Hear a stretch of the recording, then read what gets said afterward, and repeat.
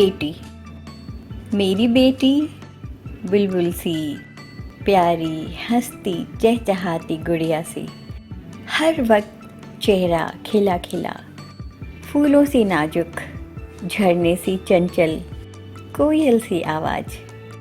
कितनी खुश हुई थी मैं जब वो मेरी गोद में आई थी। उसकी छोटी छोटी सी बात मुझे बहुत खुशी देती थी। उसका मासूम चेहरा मेरी हर उदासी और थकान को दूर कर देता था। उसकी दुनिया मैं थी, मेरी दुनिया वो थी। मैं निहाल हो गई थी जब उसने पहली बार माँ बोला था। मैंने बेटी के पापा को फ़ोन किया था जब वो पहला कदम चली थी। उसके हर जन्मदिन पर ढेरों फ़ोटो खींचे थे। उसके चॉकलेट लिपटे चेहरे की तो कभी तरह तरह से सजाकर उसकी हर नई अदा के मैंने फ़ोटो खींचे थे। उसकी मासूम प्यारी तोतली बोली को मैं रिकॉर्ड करती थी। कैसे धीरे धीरे वो बड़ी होती गई मुझे पता ही नहीं चला। अजीब बात है ना, अपनी बेटी की चिंता अपने से ज़्यादा दूसरों को होती है। आस पड़ोस के लोग, रिश्तेदार बार बार कहने लगे, बेटी बड़ी हो रही है, अब उसकी शादी कर दो। मैं एक कान से सुनती, दूसरे से निकाल देती, क्योंकि मेरे लिए तो अब भी वो मेरी बुलू नन्ही सी बच्चू ही थी। लोग फिर भी नहीं माने। जोर देकर मुझे फिर कहा, देखो लड़की का ज़्यादा दिन कुंवारा रहना ठीक नहीं, और वो भी सुंदर लड़की का। उनके लिए मेरी बेटी बस लड़की थी, और समाज में लड़की के लिए अपने नियम कायदे कानून हैं। पर बाद में इस बात को मैं आई गई नहीं कर पाई। मैंने बेटी से कुछ कहना चाहा, पर उसके मासूमियत और हंसता खिलखिलाता चेहरा देखकर नहीं कह पाई। पर लोग कहाँ मानने वाले थे। फिर कहा, देखो एक उम्र होने के बाद बेटी माँ के घर अच्छी नहीं लगती, वो पराया धन होती है, अमानत है किसी और की, जिसे बस तुमने सहेज कर रखा हुआ है। और तब बेटी को समझाने से पहले मैंने खुद को समझाया। जब बेटी से कहा, बेटी रोने लगी। उसके लिए तो ये ख्याल ही अटपटा था कि वो हमें छोड़कर कहीं और चली जाएगी। मैं समझ गई कि उसे अलग तरीके से समझाना पड़ेगा।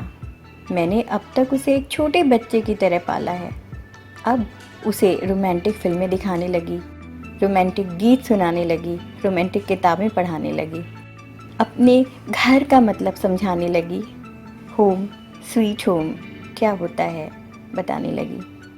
वहाँ होगा उसके मन का एक राजकुमार। और तब बेटी भी कुछ यूं ही सोचने लगी, सिंड्रेला की तरह मैं उसके साथ नाचूंगी गाऊंगी, है ना माँ। जब मैं उसका इंतज़ार करूंगी वो समय से पहले आ जाएगा। मैं कुछ करने में व्यस्त होंगी, पीछे से आकर मुझे डराएगा, मैं डरूंगी तो मेरा सिर अपने सीने से टिकाकर बहुत प्यार करेगा, है ना माँ। मुझसे कहेगा ना, मैं बहुत सुंदर हूँ, तुम कहती हो ना माँ मैं सुंदर हूँ, वो भी कहेगा ना माँ। अक्सर शाम को मुझे घुमाने ले जाएगा, जैसे पापा कभी कभी अपने हाथ से खिलाते हैं, वो भी अपने हाथों से मुझे खिलाएगा ना माँ। माँ फिर ना मेरी भी एक बेटी होगी, रुनझुन सी, सरगम सी, गुनगुन सी।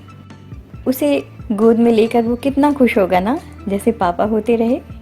प्यार से पता नहीं उसके कितने नाम रखेगा, मुझे भी तो अच्छे अच्छे नाम देगा। हाँ माँ, उसे तुमसे ज़्यादा मेरी ज़रूरत होगी।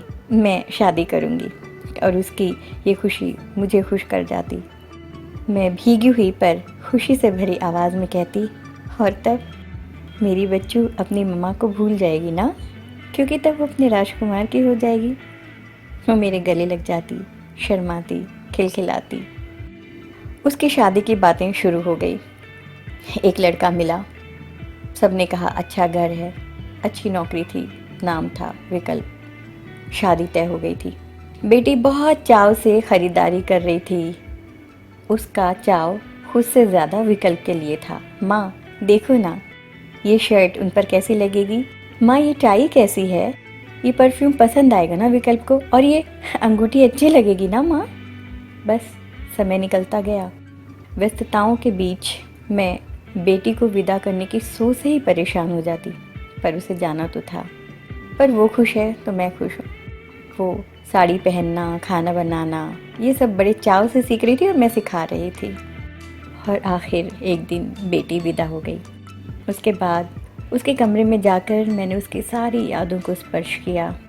रात को अकेले में बैठकर उसके बचपन की कैसेट्स को चलाकर सुनती, एल्बम निकाल कर न जाने कितनी कितनी बार देखती।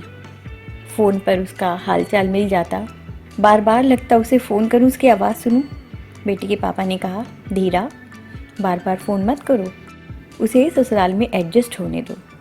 लेकिन उस दिन मेरी आवाज़ सुनते ही न जाने वो क्यों बहुत रोई थी। मैं भी बहुत दुखी हो गई। मैंने उसके पापा से कहा, उसे बुला लो। बहुत फ़ोन किए, चिट्ठियाँ लिखी, हर बार ससुराल वालों का एक जवाब होता, बताते हैं कब भेजेंगे। और तब रिश्तेदार, पास पड़ोसी समझाते, देखो कितना चाहते हैं, इसलिए नहीं भेजना चाहते। और इसी तसल्ली से मैं खुद को समझा लेती। आखिर 2 महीने बाद पहली बार बेटी आई थी। उसके आने की सूचना मिलते ही मैं कितना कुछ सोचने लगी। उसे ये खिलाऊंगी, वो बनाऊंगी, यहाँ ले जाऊंगी, वहाँ ले जाऊंगी, ये करूंगी, वो करूंगी, सारी सारी रात उससे बातें करूंगी। और सुंदर लगने लगी होगी ना मेरी बेटी। कैसे होंगे उसके ससुराल वाले? क्या मुझसे ज़्यादा उसको चाहते हैं? उफ, ये घड़ियाँ जैसे ख़त्म होने का नाम ही नहीं ले रही थी। ट्रेन को भी आज ही लेट होना था जब मेरी बिट्टू मेरे पास आ रही है, शादी के बाद पहली बार। मैं सोचने लगी, पहले तो वो मेरे बिना कभी नहीं रही थी, अब कैसे रह पाती होगी। आखिर बेटी आई थी। मैंने उसकी नज़र उतारी, पर ये क्या, कैसी मुरझा गई है मेरी नाजुक सी कली। मैंने पूछा, तो खुश है ना बेटी? वो बोली, हाँ माँ, पर ना जाने क्यों मेरा दिल इसे सच नहीं मान रहा था। हंसते खिलखिलाते गुनगुनाती बुलबुल न जाने कहाँ गुम हो गई थी। मैं बेचैन हो गई, कैसे अपनी बुलबुल की चहचहाहट वापस लाऊं, उसके चेहरे पर मुस्कान वापस लाऊं। मैं और उसके पापा उसके साथ बच्चे से बन जाते। और कुछ दिनों बाद मेरी बुलबुल ने फिर से मुस्कुराना शुरू किया, फुदकना शुरू किया। मन कुछ हल्का हुआ। अक्सर जब फ़ोन की घंटी बजती, वो भागकर फ़ोन उठाती। जिसकी प्रतीक्षा होती वो आवाज़ ना होने पर उदास हो जाती, और कभी वो आवाज़ होती तो बहुत जल्द खामोश हो जाती, वो और ज़्यादा उदास हो जाती। मैं पूछना चाहती थी, पर मुझसे नज़रें मिलाते ही वो मुस्कुराने की कोशिश करने लगती, और तब उसके मुस्कान में ही मैं अपनी मुस्कान मिला देती। अंदर ही अंदर लगता रहता, कितनी जल्दी मेरी बुलबुल यकायक बड़ी हो गई। 1 महीने बाद जब पहले जैसी बेटू फिर से दिखने लगी, अचानक ससुराल से बुलावा आ गया। मैंने चाहा था, बेटी के पापा ने भी चाहा था कि विकल्प लेने आए, पर विकल्प नहीं आए थे। बेटी अकेली चली गई थी, उसके पापा पहुंचा कर आए थे। बाद में अक्सर हम फ़ोन करते, उसके फ़ोन कम ही आते। फ़ोन पर जब भी बातें होती, मैं अपनी पुरानी बुलबुल को ढूंढती रह जाती, पर न जाने कहाँ गुम हो गई थी वो। मन करता उसके पास पहुंच जाऊं या उसे अपने पास बुला लूं, पर वो पराई हो चुकी थी। अचानक पता चला बेटी माँ बनने वाली है। मैं बहुत खुश हुई थी। बहुत मान मनव्वल के बाद आखिर 1 साल के बाद ससुराल वालों ने उसे भेजने के लिए हाँ कहा। अब दोहरा इंतज़ार था। मैं नानी जो बनने वाली थी। कैसी लगती होगी मेरी बेटी अब, कितनी सुंदर लगती होगी ना। अब वो माँ बनने वाली है। लेकिन जब वो आई, मुझसे लिपट कर बहुत रोई। मैं भी रो रही थी क्योंकि बेटी रो रही थी। 2-4 दिन बाद वो कुछ खुली। तब मैंने जाना, मैंने समझा, क्यों नहीं चहकती वो पहले जैसे, क्यों नहीं फुदकती पहले की तरह।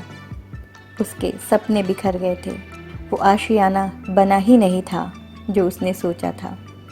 नहीं ले जाता उसका राजकुमार शाम को उसे घुमाने, नहीं नहलाता अपने प्यार से।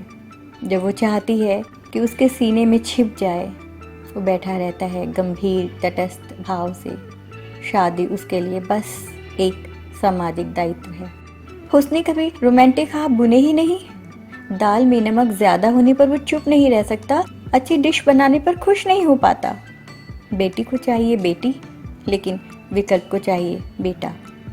बेटी झुलस रही है अपने ही सपनों की आंच में, वो सपने जो शायद मैंने ही उसे अनजाने में दे दिए। सिंड्रेला, ब्यूटी एंड बीस्ट और जलपरी की कहानी सुनाते हुए मैंने नहीं सोचा था कि वो उन्हें जीवन की सच्चाई इस कदर मान लेगी। रोमांटिक फिल्मों और कहानियों का नायक असल ज़िंदगी में ढूंढने लगेगी, जो उसे अपने नायक में नहीं मिला। पति में ढूंढती है शायद पिता, झुलस रही है मेरी बच्चू अपने ही सपनों की आग में। विकल्प बहुत रूखे हैं, बहुत डांटते हैं। जिम्मेदारी पूरी है पर प्यार और अपनापन बहुत कम। मैंने बेटी के पापा से कहा, बहुत दुखी है मेरी बलू। पापा ने कहा, धीरा क्या दुख है उसे? मारता नहीं, सताता नहीं, सारी सुविधाएं हैं, क्या कमी है वहाँ? क्या खुश रहने के लिए इतना काफ़ी है? बिफरी मैं नहीं भेजूंगी मैं उसे वापस, बेटी के पापा ने समझाया। धीरा, इससे तो तुम उसकी ज़िंदगी और दुखी बना दोगी। अब वो अकेली नहीं है, वो माँ बनने वाली है। सोचो क्या होगा उस बच्चे का, तुम उसे वहाँ से ले आओगी तो। मैं समझ गई, अब और कोई विकल्प नहीं, बस एक ही विकल्प है, उसका पति। बेटी को ससुराल में ही रहना होगा। मैंने उससे कोई बात नहीं की। 1 महीने बाद फिर ससुराल से बुलाने का फ़ोन आ गया। बेटी ने मौन रहकर मेरी ओर देखा। उसका मौन मुझसे बहुत कुछ कह रहा था, पर उसका उत्तर मेरा असहाय मौन था। मैं आंसू छिपाती हुई रसोई में चली गई थी, बेटी को ससुराल भेजने की तैयारी जो करनी थी।